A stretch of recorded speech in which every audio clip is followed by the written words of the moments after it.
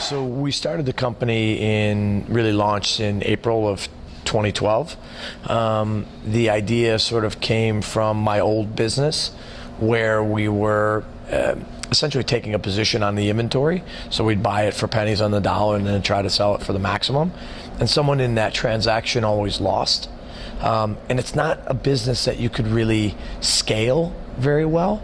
So we sort of looked at different models that were out there and looked at something like a cars.com or autotrader.com and what they've done for the respective industries and how they've provided transparency and liquidity to essentially a used car type of environment. It's the same thing that we're doing on the secondary IT market. We're looking to sort of disrupt that space by using information and technology to allow big companies to trade their infrastructure when they want to. Let's just say a large bank wants to get rid of their data center equipment and they want to sell their Cisco switches or their Oracle servers. It's junk because they've gone through their useful life. But the reality is, to someone like a city, or another bank, or someone else in another part of the country or another part of the world, it could be repurposed. The bank doesn't know what the value is. They just say, take it off our hands for 10 cents, and then the intermediary will go and sell it for 80 cents or whatever they can.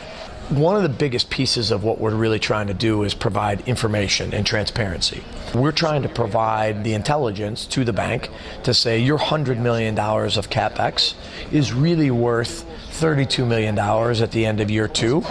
And here's the 500 global banks and global buyers that are looking to acquire that same infrastructure, and we match. In between, we use what's called an intermediary, somebody that takes it from used through a Cisco certification and back out. The reason is that's what's going to give them the highest value for the equipment that comes out from the market and be able to give the selling entity most of that return. So we just took a photograph of this Cisco router. It automatically geolocates where the device is, tells the user what the approximate value is, and they can decide to buy, sell, or upload it to their inventory instantaneously. When you're disruptive, what you're really doing is changing where that profit sits. Instead of in that intermediary, you're moving it back to the selling entity. It's really their asset. So why not give them the ability to essentially look at it like they do already, which hardware is a commodity, why not trade it like one? So MarketX is the cars.com of IT, ultimately trying to become the Kelley Blue Book of IT, using transparency and information to allow companies to trade their IT hardware.